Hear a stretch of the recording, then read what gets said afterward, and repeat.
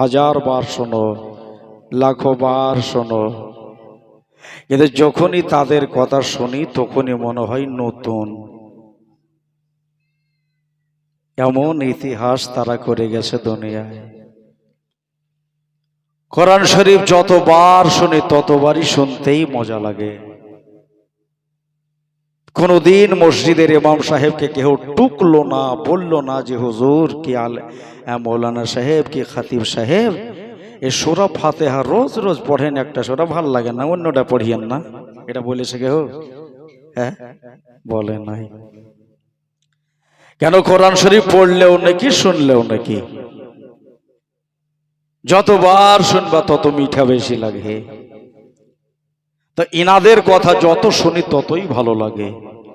ভাই গো, ছেলে দুটা তুই বাইগার ওপরে, টেহেনির ওপরে, ওই খেজুর গাছের শাখার ওপরে এমনি করে ডাল ধরে দুই ছেলে বসে আছে। সন্ধ্যা কখন লাগবে? সন্ধ্যা যখন লাগবে আমরা নিচে নামবো, ঠিক মাগরিবের নামাজের পরে আমরা এখান থেকে দৌড় শুরু করব, আঁধারে আঁধারে মদিনায় চলে যাব। আবার আমাদেরকে কেউ দেখতে পাবে না, কিন্তু নিচে তালাব, পানি মজ মারছে, ঢেউ খেলছে। এখন সারাদিন ধরে এই গ্রামের মানুষেরা, ছেলে মেয়ে সব এসে এ তালাবে পানি নেবে। যাজ্ঞা ওরা নিচে নিচে আসবে, আবার নিচে নিচে নিয়ে চলে যাবে। হে নাকি বলছে? আমাদের কাজ আমরা করি। এই যে গাছে চিয়াড় আছে, কি বিচ্ছু আছে, কি সাপ আছে, কি টিকটিকি আছে, কিচ্ছু দেখে ভয় নাই। আমরা জানি আমাদেরকে সাপে কামড়াবে না। আমরা জানি আমরা মাটির ভেতর ঢুকে গেলে আমাদেরকে মাটিতেও খেতে পারবে না। জোরে বলেন একবার। কেন জানেন? যারা আল্লাহওয়ালা হয়, আল্লাহ মানা করে দেয়, ওই আমার বন্ধুর লাশটাকে খাস না। খাস করে যারা আম্বিয়াই কেরাম, পৃথিবী ছেড়ে যারা মুনতাকিল হয়ে গেছে, ওদের জন্য তো একদম মাটিকে হারাম করে দিয়েছে। খবরদার, লাশ তো দূরের কথা, গোশত তো দূরের কথা, ওদের পশম পর্যন্ত স্পর্শ করবি না। যেমন মাটিতে রেখে যাবে ঠিক ওই রকম থেকে যাবে। একবারে কাড়াকওয়ালা নির্দেশ, ইন্নাল্লাহা হাররামা আলাল আরদে আন তাকুলা আজসাদাল আম্বিয়া ফানাবিউল্লাহ হাইয়ুন ইরজাকু। তোমার গহবরে যখন কোনো আম্বিয়া, কোনো নবী আসবে, খবরদার তাদের দেহ খেতে পারবে না, গোশত খেতে পারবে না। তারা জিন্দা, তাদেরকে আমি রোজি দিই, খেতে দিই। জোরে বলেন। বসে আছে, আরাম করতেছে, সকাল বেলা। চলেন ওইদিকে কি হলো দেখি। কেডা একজন গিয়ে বলছেন, ইবনে জিয়াদকে কিছু শুনেছেন? কেন, কি হলো? কেন আপনার কাছে কোনো খবর আসেনি এখনো? কি করে? তার মানে তো জানে না। আমাকে বলতে হবে। বলল ইমাম মুসলিমের দুই ছেলে নাকি জেলখানা থেকে পালিয়ে গেছে। এবার মাথা গজব চড়ে গেছে। কে বললো তোর? হ্যাঁ, তারা পালিয়ে গেলে আমি শুনতে পাবো না?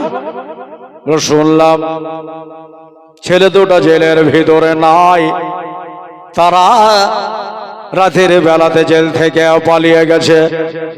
কেন মাস করছিল না? ওখানে গেটে বসেছিল না, যে চেয়ার দিয়ে বসে রেখেছিলাম। বলে সব কিছু বলতে পারবো না, ছিল কি ছিল না, কি বাড়ি চলে গেছিল, কি ঘুমিয়ে গেছিল, এসব আমার কিছু শোনার নাই। আমি এতটুকুই বললাম যে ছেলে দুটা জেলের ভেতরে নাই। ঠিক আছে, ডাক তো, ওকে ডাক। বলা ডাকা হলো কাছে। মস্কর কি আল্লাহ, শুনলাম জেলখানা থেকে ছেলে দুটা পালিয়ে গেছে। তো মস্কর বলছে ভুল কথা, ওরা পালাবার ছেলেই লয়।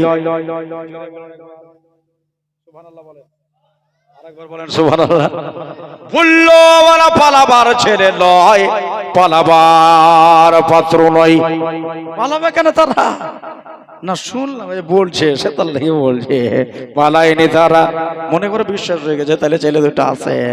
বলল তারা পালিয়ে যায়নি, বরং তাদের হাতে পায়ে চুম্মা দিয়া আমি তাদের মদিনা রওনা করেছি। বলে আরে বাপ রে, ওই মস্কর বলো আমাকে তো চিনিস? বলে ভালো করে চিনি। তোমার বাবার নাম হলো জিয়াদ, তোমার নাম হলো ওবায়দুল্লাহ, তোমার মার নাম হলো মারজানা, আর তোমার ভাইয়ের নাম হলো ওসমান। তোমাকে খুব ভালো করে আমার জানা। বলল মশগুল আমি তোকে এখন কি করতে পারি জানিস? বলে এটাও ভালো করে জানি। কি কি করতে পারো? তোমার মতো শয়তান দুনিয়ায় নেই। বললো তুমি এটাই করতে পারো, আমার চাকরিটাই লাল কালির দাগ মেরে দিতে পারো। আমি জানি তুমি এটাই করতে পারো যে আমাকে এখান থেকে গলা ধাক্কা দিয়ে আমাকে তোমার দরবার থেকে তাড়িয়ে দিতে পারো। তবে শোনো, আমি এটাও জানি তোমার জান্নাতকে হুকুম দিয়ে আমাকে চিরতরের মতো দুনিয়া ছেড়ে বিদায় করে দিতে পারো। তবে একটা কথা শোনো, তুমি যা চাইবে আমি দেব, সব দিয়ে দেব গো। মাথা চাইলে মাথা দিয়ে দেব, হাত চাইলে হাত দিয়ে দেব, কলেজা চাইলে কলেজা দিয়ে দেব, কিন্তু একটা জিনিস দেব না। এখানে জিয়াদ বলছে মাথা দিবি, হাত দিবি, কলেজা দিবি, একটা জিনিস কি দিবি না? বলল ওটাই হলো নবীর মোহব্বত। কি দেবে না? নবীজের মোহব্বত দেবে না। ওরে আবু বকর, ওমর, উসমান, আলী চারিজনে কেমন ভালো বেসেছিল নবী পাকের সলে। দেখো না নবী পাকের সলে। যদি ভালোবাসতে হয়, সুবহানাল্লাহ বলেন, যদি ভালোবাসতে হয় আমার নবী মুস্তাফাকে ভালোবাসো। নবীকে হৃদয়েতে মন যেতে চাই তোমার তারেতে, মন যেতে চাই তোমার তারেতে। সব দেব, শুধু নবীর মোহব্বত দেব না। ওই এখন তুমি তোর পরিণতি কি হবে জানিস? জানা হয়ে গেছে। রাতের বেলাতে 1 ঘন্টা ধরে ভেবেছি তুমি কি কি করতে পারো। বুঝাবার আমাকে কিছু নেই, মাথা গরম হয়ে গেল। জান্নাতে বশিরকে ডাকলো, বশির এদিকে আই। কাছে ডেকে নিয়ে বলল আর গলায় লোহার বেড়িয়ে পরিয়ে দাও। টানতে টানতে ফাঁকা ময়দানে নিয়ে যা। ওই দেখো ফাঁকা ময়দানে নিয়ে গিয়ে এর শরীরের ওপর প্রহার করো, লোহার চাবুক মারো। জাল্লাদ বলল ইবনে জিয়াদকে কয় চাবুক মারবো? বলে দেন। খাঁকে কারবালায় লেখা আছে এর শরীরে 500 চাবুক মারবা। আরে বাপরে, 500 কোড়া মারবা। যদি না মরে হাতে তলোয়ার খানা উলিয়ে যাও, শেষ পর্যন্ত এক জগৎ ছেড়ে বিদায় করে দিবে। এর টুটিটাকে কাজ করে কেটে দিবে, এক জবাই করে দিবে, শহীদ করে দেওয়া। বলল যা তাড়াতাড়ি নিয়ে যাবে।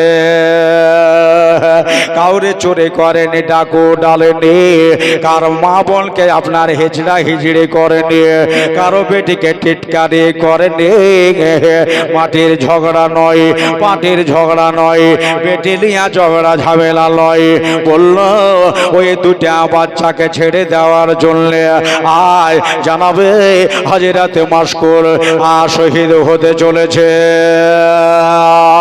ও মসুর ডাঙার ভাইরা, আমার দাদার আমার মা বোনেরা রে, টানতে লাগলো, গলাতে লোহার বেড়ি পড়ে গেল, টানতেছে, একে জনমের মতো বিদায় করে দে, একে দুনিয়া ছাড়া করে দেবে। বলল মওলা রে, আমি যে জান দিতে চলেছি, আল্লাহ আমার বড় খুশি হচ্ছে, আমার বড় আনন্দ হচ্ছে যে নবী বংশের ছেলেকে ইমদাদ করার জন্য আমি জান দিতে বসেছি। সুবহানাল্লাহ। কোথায় নিয়ে যাবি? আনতে লাগলো, এবারে ফাঁকা ময়দানে নিয়ে গেল, ফাঁকা ময়দানে নিয়ে গিয়ে গলার বেড়িয়া খুললো, গলার বেড়িটা খুলে মাস্কর দাঁড়িয়ে রয়েছে, চাবুকটাকে বারবার হাত দিয়ে টান দিতেছে, মারবে, শাট করে মারবে। সুবহানাল্লাহ।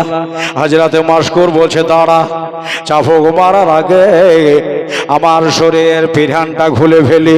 সুবহানাল্লাহ বলেন। আমার দেখে জামাটা খুলে ফেলি, জামা খুলে দিয়ে ভেতর থেকে গেঞ্জিটাও খুলে দিল।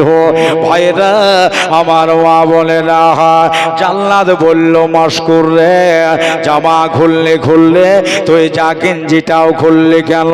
বলল তুমি যে আমাকে এখন আঘাত করবা, তোমার লোহার গোড়া যে আমার দেহে মারবা, ওই যে কই চাবুক মারবা ফেরেশতার গুনতে যেন অসুবিধে না হয়। জোরে বলেন সুবহানাল্লাহ। বলতে যেন অসুবিধে না হয়, এই জন্য আমি আমার শরীরের বস্ত্র খুলে ফেললাম। মার, যতবার মার, চাবুক তুলে দিয়েছে বাবা। মুসলমান, ও মুসলমান, ও মুসলমান, একটা হলো হুসাইনি মুসলমান আর একটা হলো ইয়াজিদি মুসলমান, দুটার ভিতরে ভাগ আছে। একটা হলো শয়তানওয়ালা আর একটা হলো রহমানওয়ালা। জোরে বলেন সুবহানাল্লাহ। একটা হলো হক ও সাদাকাতওয়ালা আর একটা হলো জুলম ও জালালাতওয়ালা। আমার মাস্কুরের সাথে রহমান আছে, জাল্লাদের সাথে শয়তান আছে। কোড়া উঠিয়ে দিয়েছে, এবার মারবে। সুবহানাল্লাহ, সুবহানাল্লাহ। মাস্কুর বলতেছেন দাঁড়িয়ে যা, আমাকে মারার আগে জনমের মতো একবার আমার দিনের নবীর উপর একবার দুরূদ শরীফ পড়ে নি রে। আর বোধহয় আমি দুরূদ শরীফ পড়তে পারবো না। নবীর উপর একবার মোহব্বত করে দুরূদ শরীফ পড়ে নিলে, দুরূদ শরীফ পড়ে নিয়ে ওই জায়গায় কালেমা তাওহীদ পড়লে, তুই পড়ে লিয়া এবারে বলল মার তোর তালোয়ার চাবুক মার। ঈশা জোরে চাবুক মেরেছে, ডাহিন হাতের একবারে কোপচাতে ফাড়াম করে পড়ে গেল। লোহার গোড়া যেমনি পড়েছে, সাথে সাথে চার আঙ্গুল হয়ে যেন মাংসটা সরে গেল, ভেতরের গোশত বাইরে হয়ে গেল। ওহো আহা বলল না, বাপরে মারে বলে চিৎকার মারলো না, ঘুরে গিয়ে হাত ধরলো না, কি মারিস নে ভাই, কথা বললো না, তবে এটাই বললো জবান দিয়ে, এটাই বার হলো যে বিসমিল্লাহির রহমানির রহিম। চাল্লা দাগে গেল মাস্কুর। একই জায়গাতে তো নজনা কাজ করি, এক জায়গাতে তুই নাইট গার্ড করিস, আমি জাল্লাদের কাজ করি। আচ্ছা, আমি যে তোকে চাবুক মারলাম, বিসমিল্লাহ কেন বললি? সুবহানাল্লাহ বলবেন না? দেখেন কত ইমানদার মানুষ। বলল বল বিসমিল্লাহ কেন পড়লি, কেন বললে? আমার হযরত মাস্কুর বলতেছেন জাল্লাদ রে, এই জন্য বিসমিল্লাহ বললাম, যে কোনো কাজের আগে বিসমিল্লাহ বললে কাজটা বরকতওয়ালা হয়। বাবার কাঁধওয়ালা হয়, তুই যে আমারে মারলি, তো কই তোর মুখ দিয়ে বিসমিল্লাহ বের হলো না, তাই তোর বদলে আমি বিসমিল্লাহ বলেছি। আর একবার বলে দেন সুবহানাল্লাহ। তোর বদলে আমি বিসমিল্লাহ বলেছি। চাফক শুরু হয়ে গেল, এদিকে যেদিকে ঘুরে সেদিকে চাফক পড়তে লাগলো। ভাইরা, দাদারা, দিদিরা, এত জোরে জোরে চাফক পড়তে লাগলো, বুকের বাতা ফাটিয়ে ফেললো, পিঠের সিটদাড়া ফাটিয়ে ফেললো, হাত দিয়ে রক্ত বার হচ্ছে, গলায় লেগেছে। আবার দাদারা, সারা দেহ রক্তে লালে লাল হয়ে গেল।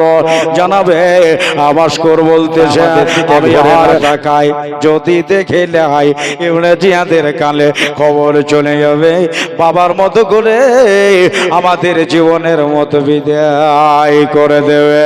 মেয়েটা বসে না দেখে কলসি কাঁধে লিব, কাকে লিব না। সুবহানাল্লাহ।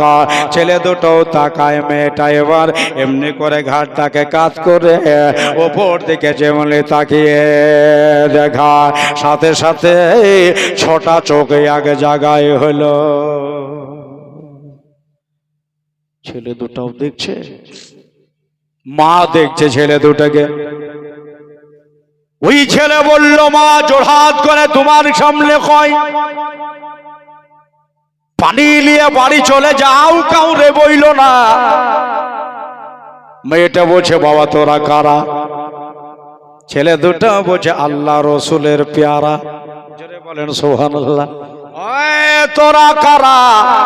এই ছেলে দুটো আল্লাহ ও রসুলের পেয়ারা। চলে যাও মা, এখান থেকে চলে যাও, কাউরে বইল না।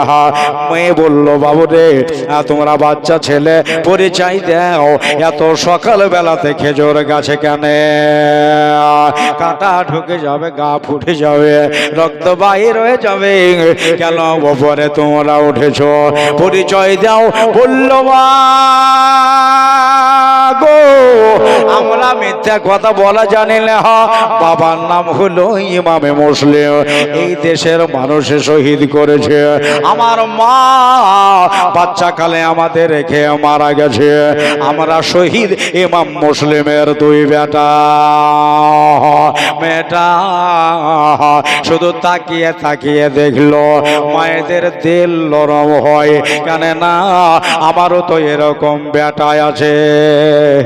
আমি যদি খেজুর গাছে চড়তে দেখে আমি বলবো, বেটা উঠিস না রে, গায়ে কাটা ভুগে যাবে।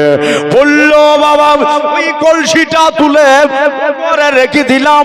রেখে দেওয়ার পরে বললাম, বাবু তোমরা নিচে নেমে আসো, নিচে নেমে আসো। এই জন্যে আমি তোমাদেরকে এমন জায়গায় নিয়ে যাব, যে জায়গায় তোমাদের কোনো ক্ষতি হবে না, অসুবিধে হবে না। বলল, মা বাড়ি চলে যাও, কাউকে বলো না, এখানে বসে থাকবো। মেয়েটা বলল, বাবা এখানে বসে তোরা শান্তি পাবি না রে, এই জন্যে আমি হয়তো কাউকে বলবো না, কিন্তু আমার পরে এবার দিকে দিকে মানুষ এখানে আসবে, ওই জায়েজিদের লোকের আসবে, দেখে নিবে, তোমাদের বলে দিবে। এই জন্য নিচে নেমে আসো, এমন সুন্দর একটা জায়গায় নিয়ে যাবো যেখানে তোমাদের জান বেঁচে যাবে। মিথ্যা করে লিয়ে গিয়ে তো বলে দিব না, কেন না ভয় ভয় ভয় ভয় লাগে। ছোট ছেলে, বাচ্চা ছেলে কখন কি হয়ে যাবে, আপনার ভয়ের জ্বালাতে চুচুড়ি মুচুড়ি হয়ে দুই ছেলে নামলো। নামার পরে ছোট ছেলেটাকে ধরে ওই মেয়েটা চপ করে কপালে একটা চুম্মা দিল। আহারে, এতরাই নবী বংশের ছেলে, আহারে তোমরাই খোলা রসুল বংশের ছেলে, এসো আমার কোলে আসো। ছোটটাকে কোলে নিল, বড়টাকে বুকের সাথে চেপে ধরে ওই যে ডান হাত খালা ধরে বাড়ির দিকে টানতে লেগেছে। চলে যায়, নিজের বাড়ি নিয়ে যাই না, কার বাড়িতে গিয়ে লোকাবো। তবে শোনো, আমি এমন বাড়িতে কাজ করে ওই মালেকা হারেসের বিবি নবী বংশের ছেলে পেলে আনন্দে আটখানা হয়ে যাবে। সে বড় নবী প্রেমিক একজন মহিলা। সকাল বেলাতে দরওয়াজা থেকে পানি আনতে গেছিল, দরজায় আবার গিয়ে কলসির থেকে গেল সে তালাবের ধারে, ছেলে কোলে করে মালিকার দুয়ারে হাজির।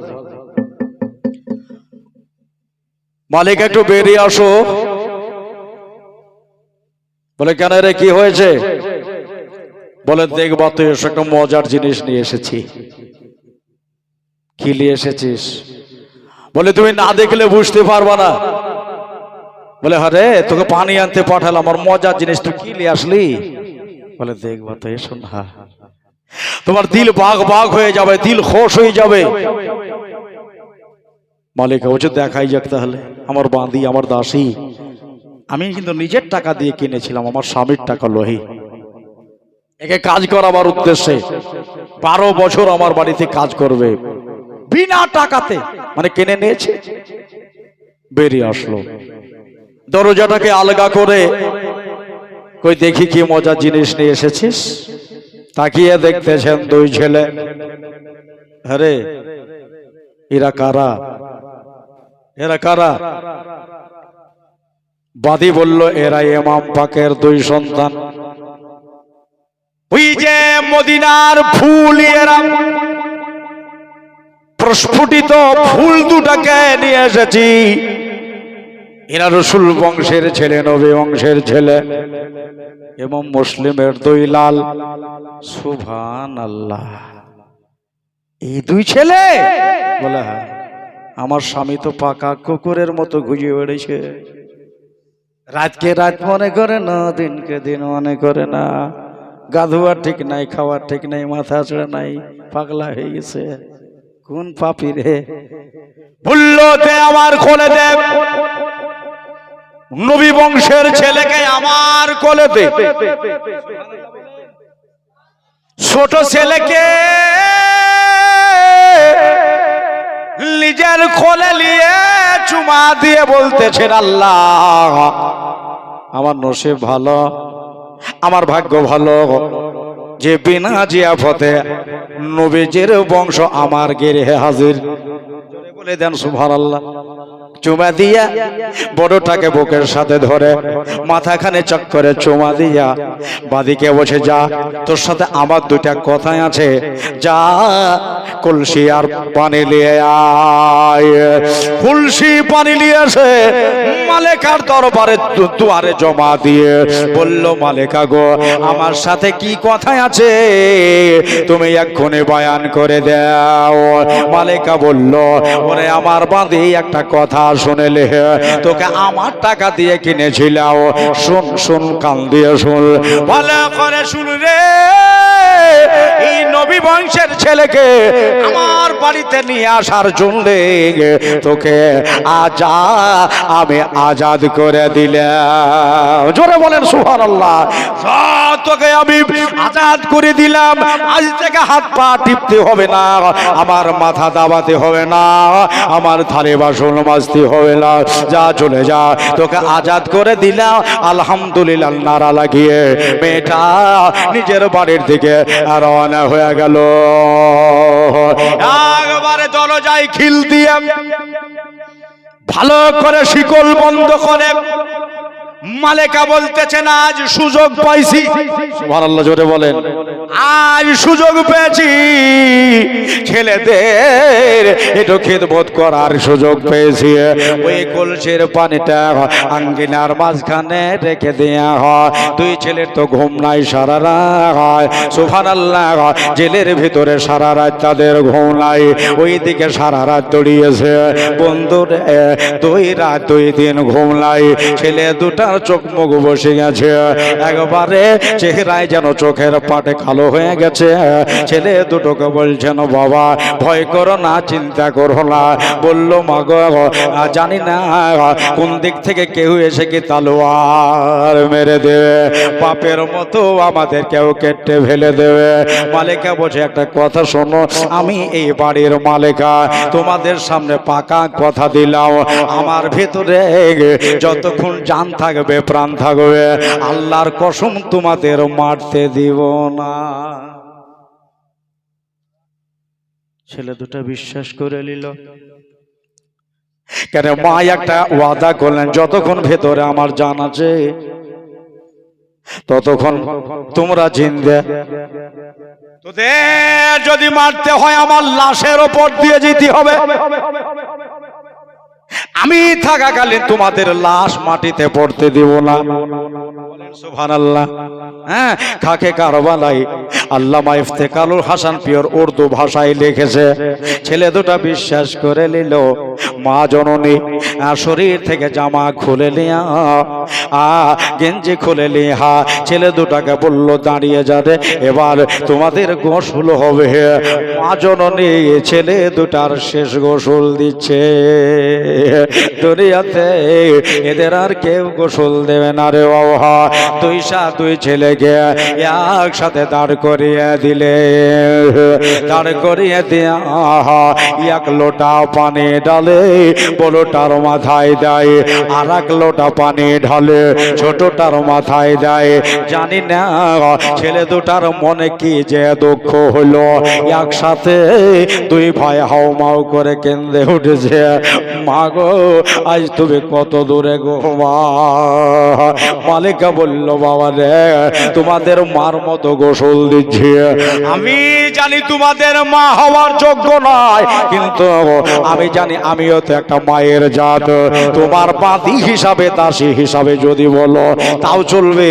বলো দেখি জোরে করে কেন কেঁদে দিলে? বলল, মালিকা রে,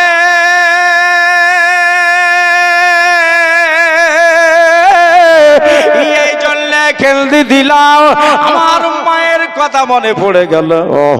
আমরা যখন ছোট, ওই টাইমে আমার মা একবারে তোমার মতো করে হুবাহুব গোসল দিত। সরে বলেন সুবহানাল্লাহ। একসাথে দাঁড় করিয়ে দিত। এক লোটা পানি আমার মাথায়, আর এক লোটা পানি আমার ভাইয়ের মাথায়, এমনি করে গোসল দিত। মায়ের স্মৃতিটা আমার মনে পড়ে গেল। সুবহানাল্লাহ।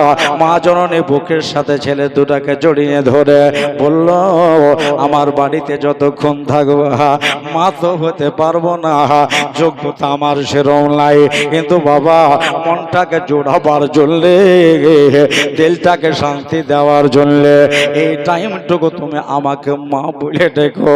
ছেলে দুটো বলতেছিল, মা গো আমার, পরের মাকে মা ডেকে শান্তি পাওয়া যায় না, কিন্তু ক্ষণিকের জন্য যদি একটু পাওয়া যায়। ওই মালিকাকে মা বলে ডাকলো। দুই ছেলের গোসল হয়ে গেল। বারান্দায় বসিয়ে দিয়া দুই ছেলের মাথায় চিরুনি করে দিল। চিরুনি করে ছেলে দুটার চোখে সুরমা দিল। সুরমা দিয়া এবার ছেলে দুটার জন্য খাবার বেড়েছে, কিন্তু খেতে ভালো লাগে না। বারবার বাবার কথা মনে পড়ে আছে।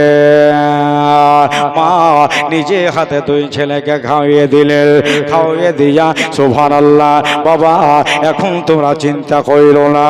ওই যে খাওয়া দাওয়া হলো, আমার ঘরের পিছনে একটা আধার ঘর বলে ঘর আছে। ওই ঘরে আমরা কেউ ঢুকি না, এমনি পড়ে থাকে। ওই ঘরে তোমাদের এখন ঘুমিয়ে দেওয়া।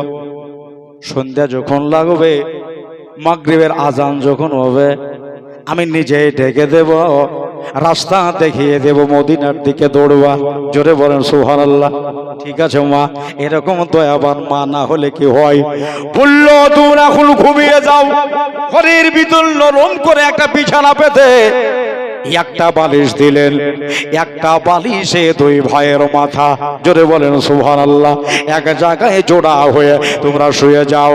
বালিশে যেমন মাথা দেওয়া, সাথে সাথে ইব্রাহিম আর মুহাম্মাদের ঘুম চলে এসেছে। এত ঘুম এসেছে, এত ঘুম এসেছে, এক ঘুমে দিন পার হয়ে গেল। মালিকা 2 ঘন্টা 3 ঘন্টা পর পর যাই, আবার 1 ঘন্টা পার হয়ে যায়। ঘরে গিয়া দেখতেছেন বাবুর আমার ঘুমাচ্ছে, নবী বংশের ছেলেরা ঘুমাচ্ছে, আলে রসুল ঘুমোচ্ছে, আপনার ওই যে নওসায়ে রসুল ঘুমাচ্ছে। এইভাবে দেখতে দেখতে সারা দিন পার হয়ে গিয়ে একবারে মাগরিবের আযান হয়ে গেল। এবার মালিকা বলতেছে ছেলে দুটোকে এবার ডাকতে হবে, কেন না এরা এখন মদিনার দিকে যাবে। আল্লাহুম্মা জোরে জোরে সাল্লি আলা মাওলানা ওয়া আলা আলি সাইয়্যিদিনা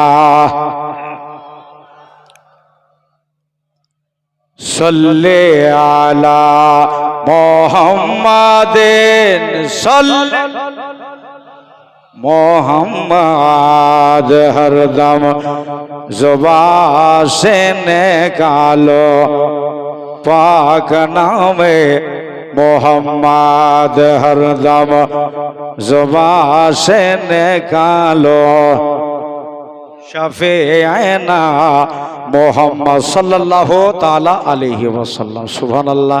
একবার সন্ধ্যা লেগে গেছে, মাগরিবের আযান, এমন ঘুম এসেছে, উঠতে পারেনি, জানতে পারেনি কোন দিক দিয়ে দিন গেল। 2 দিনের জাগরণ,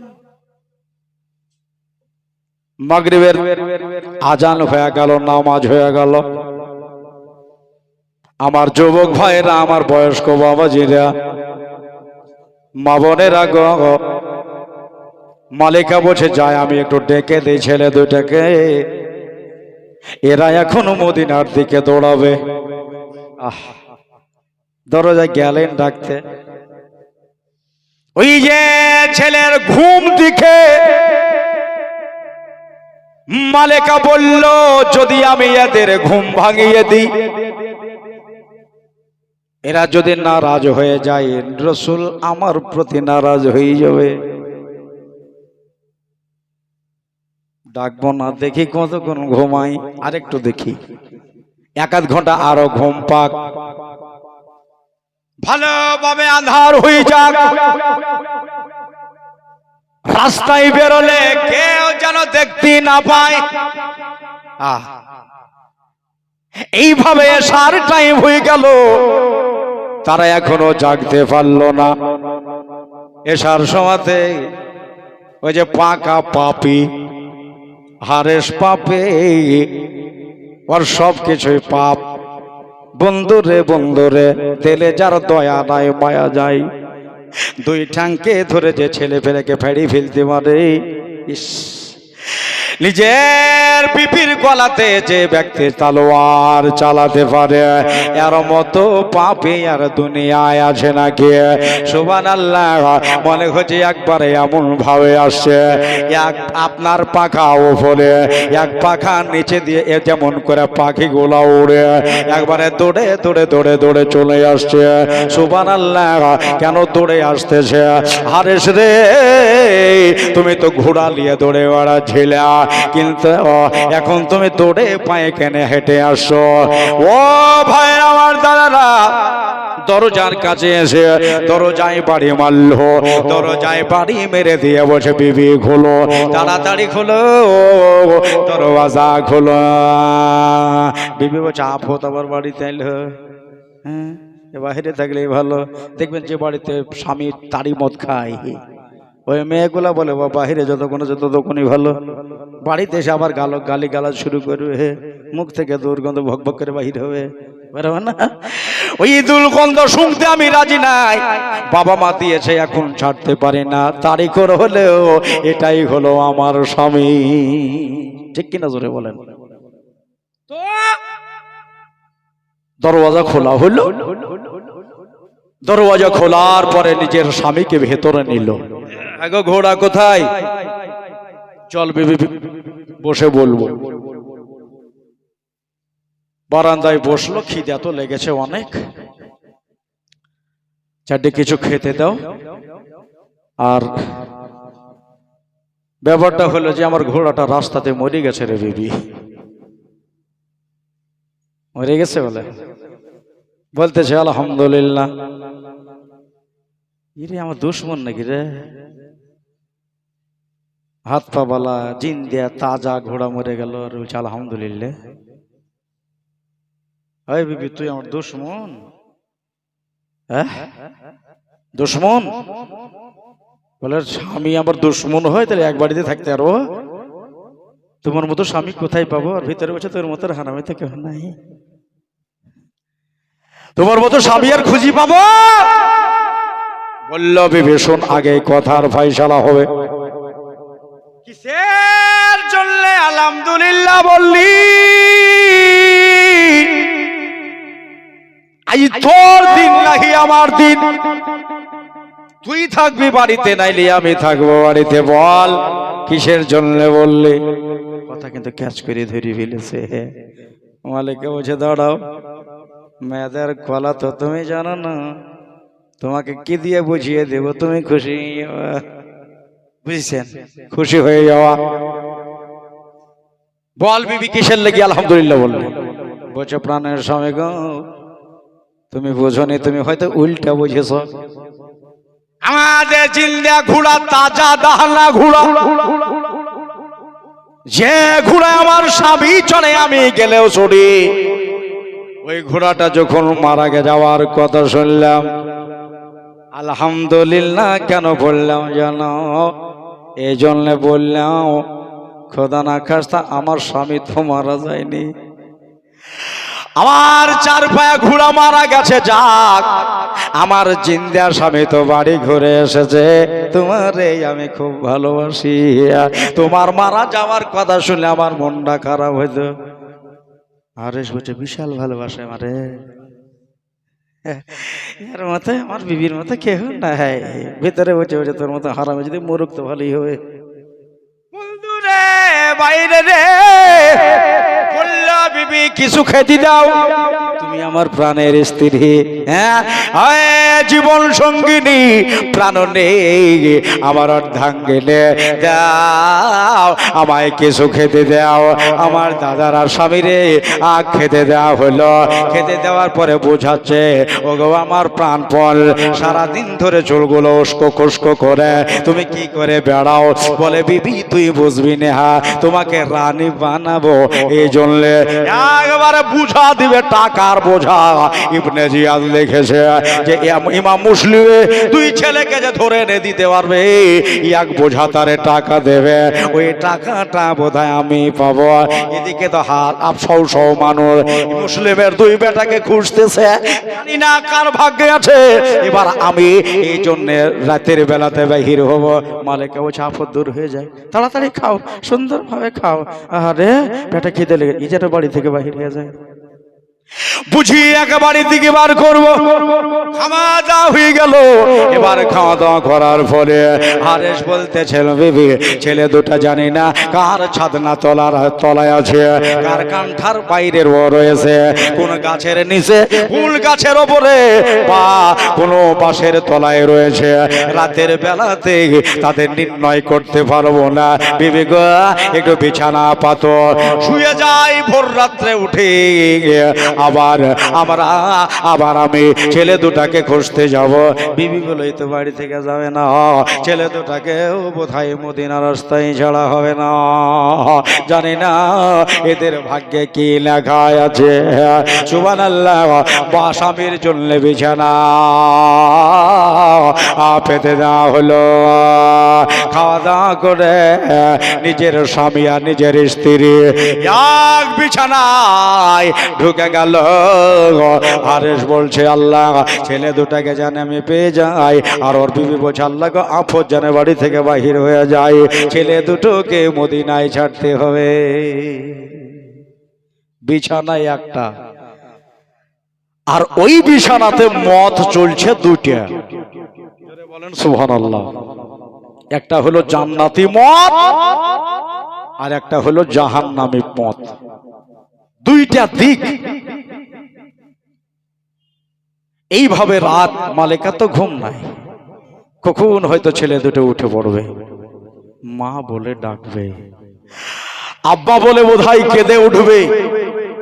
মদিনার শব্দ করে বোধহয় তারা শৌর মাচাবে। সারা রাত মেয়েটা উসকুস করতেছে, বিছানায় ঘুম নাই। 4 ভাগের ভাগ, 3 ভাগ রাত পার হয়েছে, মানে 3/4 হিস্সা পার হয়েছে। এই 1 ভাগ রাত বাকি আছে। ইব্রাহিম মোহাম্মদ 2 ছেলে স্বপ্ন দেখতে লাগলো। জোরে বলেন সুবহানাল্লাহ, বলেন। ছেলে দুটা স্বপ্ন দেখতে লাগলো। স্বপ্নে কারে দেখে? ইস, কাকে দেখতে পাই? আজকে স্বপ্নের ভিতরে আমার দিনের নবী মুস্তাফাকে দেখা যাচ্ছে, আল্লাহর নবীকে দেখা যাচ্ছে। 2টা ছেলে একসাথে একই স্বপ্ন দেখছে যে নবীর কাছে আমার আব্বা দাঁড়িয়ে আছে। আমার আব্বাকে মদিনাওয়ালা আমার আখিরি জামানার নবী বকাবকি করছে। মুসলিম গো, তুমি কাজটা ভালো করলে না, এই জন্যে তুমি একাই চলে আসলে আর ছেলে দুটাকে বিপদে ছেড়ে দিলে। নূরের নবীকে বললেন, ইয়া রাসূলুল্লাহ, ইয়া হাবিবাল্লাহ, নবী গো, আপনার কথা দিলেন আজকে আমার ছেলে দুটাকে আপনার কদমে আমি এনে দিব। ওরে যেতে হবে কবরেতে, ভুলে যেও না, ডানে বামে মাটি হবে, মাটির বিছানা। সুবহানাল্লাহ বলে। একটু পরে বলছি গজলটা, শোনেন আগে, কাছাকাছি হোক। 2 ছেলে একসাথে স্বপ্ন দেখছে। আমার আব্বা ইমাম মুসলিম আমার নানাকে আমার দয়ার নবীকে কথা দিয়ে দিলেন 2টা ছেলেকে আজকে আপনার কদমে জমা দিব। ছেলে দুটার যেন ঘুম ভেঙে গেল। জোরে বলেন সুবহানাল্লাহ।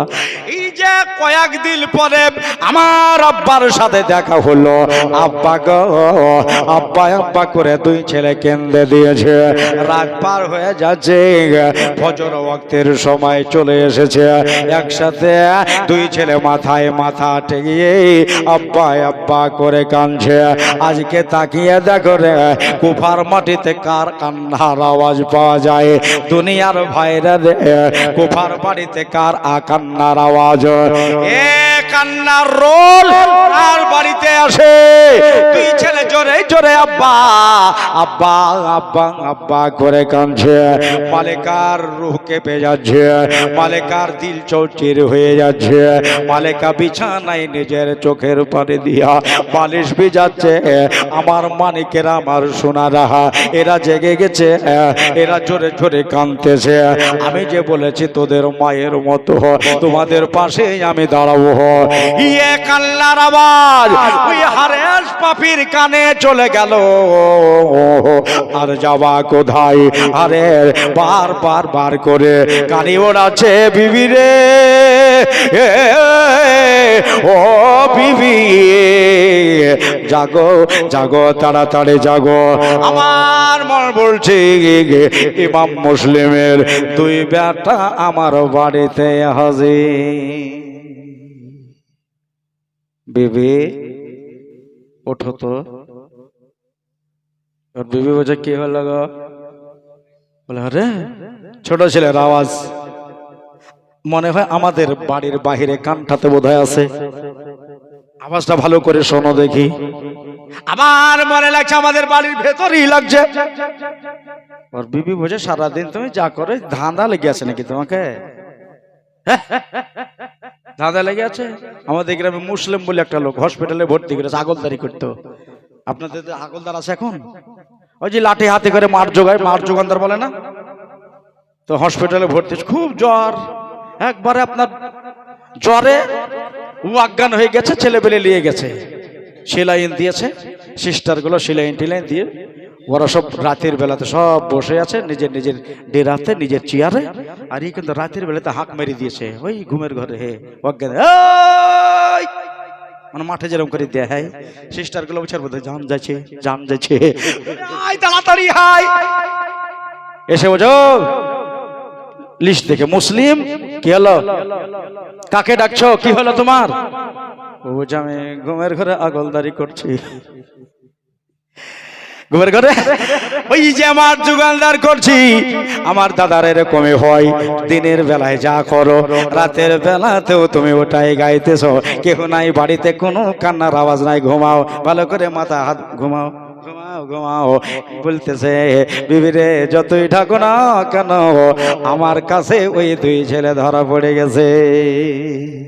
ওঠো, আমি রাতের বেলাতে ভুল দেখছি না, ভুল শুনছি না, তুমিও শুনো আমিও শুনছি। দেখো ওই ছেলে দুটারই মতো লাগছে না, তারা বসে কাঁদছে। হ্যাঁ সুবহানাল্লাহ। ওঠো তাড়াতাড়ি ওঠো। ওঠা হলো, ওঠার পরে হারেস ডিবি জ্বালাইলো, বাতি জ্বালাইলো। আর বিবি বলছে আর তো রোকা যাবে না, ছেলে দুটাকে আর বাঁচানো যাবে না, পাকা জাল্লা, দিলে দয়া নাই, দিলে মায়া নাই। বন্ধুরে আমার ভয়ের আমার মা বোনেরা হেরিকল জ্বালিয়ে লিয়া ওই আধার ঘরে হারেস গিয়া হাজির, দেখতেছে দুই ছেলে মাথায় মাথা লাগিয়ে দিয়ে আব্বা আব্বা আব্বা করে কাঁদতেছে। সুবহানাল্লাহ। ছেলে দুটাকে চিনে ফেললো, হেরিকলটাকে নিচে রেখে দিয়ে এদিকে ফজরের নামাজ লোকের পড়া হয়ে গেছে। ওই টাইমে হেরিকলটাকে নিচে রেখে দিয়া হারেস গপ করে মাথার চুল ধরে নিল, চুল ধরে ওপর দিকে ভাবে এমনি করে চাটতেছে, মাথার চুল ধরে ওপরে টান দিয়ে দিল, মাথার চামড়া গুলো 4 আঙ্গুল হয়ে উপরে উঠে যাচ্ছে। চাচা গো মাথায় লাগতেছে, চুল ছেড়ে দাও। কি বলছো বলো? বলে আর যাবি কোথায়? মাথার চুল ছাড়লো না। এতিম 2 ছেলে, মা হারা 2 ছেলে, বাবা হারা 2 ছেলে, এবার টানতে টানতে বাহিরে নিয়ে আসা হলো। ওই যে বারান্দা থেকে চুল ধরে উপরে চারণ দিয়ে নিচে ধাপ করে ফেলে দিল, বুক পাড়া দিয়ে 2 ছেলে গুক করে পড়েছে। বড়টা উঠে গিয়ে ছোটকে বুকে নিয়ে বলছে ভাই তোর কি বুকে লাগলো রে? ব্যথা পেলো। ওই ছেলে বলল ভাই তোমাকে তো লাগেনি, আর বাঁচার আশা নাই, রেহাই না হয়, আমরা যে পাপীর হাতে পড়েছি। ভাম করে তালোয়ার খানা বাহির করলো। 2 ছেলে দাঁড়িয়ে রয়েছে, আশেকে মুস্তাফা, নওয়াসায়ে মুস্তাফা, এরাই হলো মদিনার ফুল, এরাই হলো আলে রসুল। 2টা ছেলে দাঁড়িয়ে আছে। বলে বিবি মালেকা বলল প্রাণের স্বামী গো, প্রাণের স্বামী গো, এদেরকে মেরে দিয়া দিন দুনিয়া বরবাদ করো না, আখেরাত বরবাদ হয়ে যাবে, আল্লাহর নবী নারাজ হয়ে যাবে। দয়াল মুস্তাফার সামনে তুমি কোন জবান লিয়া দাঁড়াবা? বলে বিবি সরে যা, সরে যা, খাকে কারবালায় লেখা। এবার ছেলে 2টার দিকে বড় বড় করে চোখ করে তাকিয়ে হারেসের দিলে মায়া হইল না, হারেসের দিলে দয়া হলো না। একবারে তালুয়ার তুলে ফাড়াম করে বড় ছেলেটার গর্দানের দিকে চালিয়ে দিল। যেমনি তালুয়ার চালিয়ে দেওয়া, ওর পিপে গিয়ে ফাঁচ করে মাথা ভরে দিয়েছে। জোরে বলেন সুবহানাল্লাহ। মাথা ভরে দিল কিন্তু গলা কাটলো না। হারেসের বিবির ডাহিনা হাতখানা এক কোপচা থেকে গোটাই কেটে মাটিতে পড়ে গেল। কাতলা মাছের মতো হাতটা তড়পায়। 2টা ছেলে বলল মার তো এক হাত চলে গেল। হারেস বুঝাচ্ছে বিবি তুমি করলা কি? কেন মাথা ভরলা? কিসের জন্য তুমি আসলে? হারেসের বিবি বলতেছে তুমি শেষ কথা শোনো, আমার ভিতরে যতক্ষণ জান থাকবে ছেলে 2টারে মারতে দেব না, ওয়াদা করেছি, আমি কথা দিয়েছি। জোরে বলেন সুবহানাল্লাহ। একটা ফুলের ছিটটি শরীরে পড়তে দিব না। বলে বিবি পাগলামো করিস না রে, বিবি পাগলামো কইরো না। দেখো দুনিয়ায় এমনও মেয়ে মানুষ আছে এক হাত নাই, কারো কোপচা থেকে নাই, কারো এখান থেকে নাই, কারো কহিনা থেকে নাই, এমনও মেয়ে লিয়া ঘর সংসার হচ্ছে, তার বিয়ে হয়েছে। আমি আমি জানবো আমার বিবির একটা হাত নাই। বিবি সরে যাও, দূরে সরে যাও, আমার কাজ আমার ফাতা করতে দাও। বললো আমি পারলাম না, নিজে পহরা দিয়ে নিজে দাঁড়িয়ে নবী বংশের ওপরে তালোয়ার মারতে দিব না। ছেলে দুটো ভয়ে জড়ো জড়ো হয়ে গেছে, কলেজা শুকিয়ে যাচ্ছে, কেউ ধরার নাই। মদিনায় থাকলে 4টা মানুষ আমার দিকে হইতো, 5টা মানুষ হয়তো ওর দিকে হইতো। বন্ধু গো, আপনার ছেলে দুটা যদি হতো বলেন বুকে ব্যথা লাগতো কিনা? বন্ধু রে, তারা মদিনার ফুল। সুবহানাল্লাহ। দাঁড়িয়ে আরেশ বলল তোদেরকে এখানে মারবো না। নিজের বিবি বাধা দিচ্ছে, এখানে মারা যাবে না। তাদের তলোয়ার খানা খাপে ভরে নিলেন। খাবে বলে লিয়া ছেলে দুটার হাত ধরে না হলো, চল এমন জায়গায় তোদের নিয়ে যাব, ওই জায়গায় দুনিয়ার যেন কেহ না থাকে, কেহ যেন বাধা দিতে না পারে, কেউ যেন আমার মানা করতে না পারে। হাত ধরে কসাইয়ের মতো টানতে লাগলো। মা বোনেরা, আমার দিদিরা কান্দে আসলো। টানতে টানতে একবারে ফোরাত নদীর তীরে নিয়ে যাওয়া হলো। লিয়ে গিয়া দুই ছেলেকে বলতেছেন, বাবু তোরা এখন দাঁড়িয়ে যা, তোমাদেরকে জনমের মতো বিদায় করে দেওয়া হবে। সুবহানাল্লাহ। দুটা ছেলে বলল, চাচা গো, আমাদেরকে তো কাটার কথা বলেনি। ইবনে জিয়াদ সাইনবোর্ডে লিখেছে যে ইমাম মুসলিমের 2 ছেলেকে যে এনে দিতে পারবে তাকে অনেক টাকা পুরস্কার দেওয়া হবে, অনেক টাকা ইনাম দেওয়া হবে। কিন্তু তুমি কাটবা কেন একটু বলে দাও। বলে, বাবা তোদেরকে আমি কাটবো, আমি মারবো, তোরা এখন দাঁড়িয়ে যা। ছেলে দুটা বলল, চাচা আমাদেরকে না মেরে চলো বাজারে নিয়ে গিয়ে বিক্রি করে দাও, অনেক টাকা বাবা। বলল বেচবো না, তোদেরকে না মারলে আমার খুন ঠান্ডা হবে না। ছেলে দুটা বলল, যখন ছাড়বি না রে ও হারে, একটা কথা বললে কি মানবি? বলল, কিসের কথা বলবি তোরা বল। 2 ছেলে বলতেছেন, হারেস যখন ছাড়বাই না আমাদেরকে 2 ভাইকে 2 রাকাত করে নামাজ পড়তে দাও, 2 রাকাত করে নামাজ পড়তে দাও, তারপরে তুমি মারিও। কেন নামাজে বাজাবে তোদের? বলে না, এটা আমাদের আদা। দেখবা আমার চাচা হুসাইন আসবে, শহীদের আগে 2 রাকাত নামাজ পড়বে। জোরে বলেন একবার। ইয়ে জানলে 2 রাকাত নামাজ পড়তে দাও। বলে ঠিক আছে, নামাজ পড়িলে 2 ছেলে মাটিতে বসে গিয়া তায়াম্মুম করলেন। 9 বছর 10 বছরের ছেলে তায়াম্মুম করে লিয়া 2 রাকাত নামাজ পড়বে। কেবলার দিকে মুখটাকে ঘুরিয়ে দিয়া 2 রাকাত নামাজের নিয়াত বাঁধলেন। নামাজ সুসম্পূর্ণ হইল। নামাজ পড়ে নেওয়ার পরে মুনাজাত করে হারেসের সামনে 2 ছেলে দাঁড়িয়ে গেল।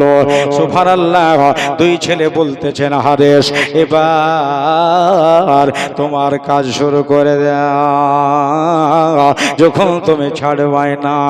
হারেস দাঁড়িয়ে গেছে, 2 ছেলে রেডি হয়ে গেছে, কিন্তু শহীদ ইবনে শহীদ কিতাবে একটা কথা লেখা আছে রে বাবা। বড় ভাই হারেসের কাছে একটা আবদার করলো। কোন আবদার? একে জানের ভিক্ষা চাইলো, মারিও না, এই কথা বললো নাকি? বলে না না না, এই কথা বলে নাই। ওই বড় ছেলে বলল যে, হারেস রে, আমি হলাম বড়, এটা হলো আমার ছোট, তোর কাছে আবদার আমার একটাই, আমার ছোটটার আগে আমাকে তুই জবাই করে দে। ছোটটার আগে আমাকে তুই জবাই কর, আমার ছোট ভাই থাকবে কেন না আমি হলাম বড় ভাই, আর বড় ভাইয়ের সামনে ছোটটা লাশ ধরপড় ধরপড় করে তড়পাবে, আমি দেখতে পারবো না, আমি সইতে পারবো না, আমাকে আগে মারে তারপরে আমার ছোটরা রে মারে। ছোট ছেলেটা বলল, আরে এটা করিস না, শয়তানি করিস না, ওটা হলো আমার বড় ভাই। আমি যখন রাতের বেলায় দৌড়াচ্ছিলাম, যখন বুক পাড়া দিয়ে পড়ে যাচ্ছিলাম, আমার বড় ভাই আমাকে বুকে করে তুলছে, আমি এই বড় ভাইয়ের লাশ তড়পা দেখতে পারবো না, মারো আমাকে আগে মারো। আরেশ বলল, বাবু তোরা দুই ভাই একসাথে দাঁড়িয়ে যা, এত জোরে তলোয়ার মারবো, এত জোরে মারবো একসাথে দুইটা মাথা মাটিতে পড়ে যাবে। ছেলে দুটা দাঁড়িয়ে রয়েছে, বড় ভাই বলছে ছোটটাকে দে, তোর হাতটা আমার হাতে দে। দুনিয়ার মুমিনের কলব কেঁদে গেল, সারা দুনিয়ার মায়ের দিল কেঁদে গেল। দুই ছেলে দাঁড়িয়ে ছোটটার হাতটাকে বড়টা কষে ধরেছে, আমার কাছে আয়, কাছে আয় রে, চোখ দুটা বন্ধ করে লে, তাকিয়ে রক্ত দেখিস না। ঠিক আছে, দুই ছেলে দাঁড়িয়ে রয়েছে, ওদিকে মালিকা দৌড় শুরু করেছে বাড়ি থেকে, বেঁচে থাকাকালীন ছেলে দুটাকে মারতে দেব না। এত জোরে জোরে জোরে জোরে দৌড়ে আসছে, কাপড় গুলাকে গুটিয়ে, মেয়ে মানুষ বারবার কাপড়ে ফান বেঁধে যায়, তবুও দৌড়তে দৌড়তে চলে আসতেছে। দুই ছেলে দাঁড়িয়ে একবার দরুদ শরীফ পড়লো, একবার নবীর কালেমা পড়লো, দাঁড়িয়ে চোখ বন্ধ করে আছে। আরে তলোয়ার টেনে জোরে করে মেরে দিয়েছে। কোথায় ছিল মালিকা, এসে বাবা মাথা ভরে দিল। ধপ করে একটা শব্দ হলো, ছেলে দুটা বলল, কি হলো, কে মাটিতে পড়লো? ভাই চোখ খুলে বড়টা তাকিয়ে দেখতেছেন, ওর বিবির মাথা গড়গড় করে গড়ছে, লম্বা কেশগুলো, মাথার চুলগুলো যেন লুটিয়ে যাচ্ছে। ভাই রে, ওর বিবি জান দিয়েছে মাকে সাথে করে জান্নাতে যাব, সুবহানাল্লাহ বলেন। জাগা দিল, খেতে দিল, আমাদের জন্য সে জানও দিল, আল্লাহ ওকে জান্নাত দিবে। চোখ দুইটা বন্ধ কর। হারেস বলছে, বিবি তুমি করলে কি, আমি বিবি হারা হয়ে গেলাম। আরো দেহে রাগ হইল, এমন রাগ ধরেছে, আবার তালোয়ার তুলেছে, বিবির রক্তে তালোয়ার পিছল হয়ে আছে। এই পিছল তালোয়ার এত জোরে হিম্মত লিয়া শক্তি প্রয়োগ করেছে, দুটা ছেলের মাথা ধপ করে একসাথেই পড়ে গেল। ইল্লা লিল্লাহি ওয়া ইন্না ইলাইহি রাজিউন। মাথা বাবা দূরে ছিল, গড়তে গড়তে এক জায়গায় কাছে হয়ে গেল, রক্ত চুঁয়ে যায়, রক্ত চুঁয়ে যায়, এক জায়গায় দুই ছেলের কান লেগে আছে। দুটা ছেলে বলছে, ভাই এখনো আল্লাহ আমাদের জোড়া করে রেখেছে, সুবহানাল্লাহ। খাকে কারবারে একটা কথা লেখা আছে, যেমনি দুই ছেলের মাথা এক জায়গায় হওয়া, আল্লাহর রহমতে ফারেশতারা উপরে কানতে লেগেছে, নূরের ফেরেশতারা কানতে লেগেছে, আল্লাহর সহ্য হয় না, প্রাণের সহে না, এরা নবী বংশের ছেলে গো আল্লাহ, আর এদেরকে এমন ভাবে হত্যা করলো, শহীদ করলো। বন্ধুরে আমার ভয়রা রে, দুই ছেলের লাশ পড়ে আছে। হারেস করলো কে, গামছা কোমরে বাঁধা আছে, গামছা কানাকে শাট করে এতিম দুই ছেলের মাথা এক জায়গায় করে কষে বাঁধা হলো। এখন নিয়ে যাব ইবনে জিয়াদের দরবারে।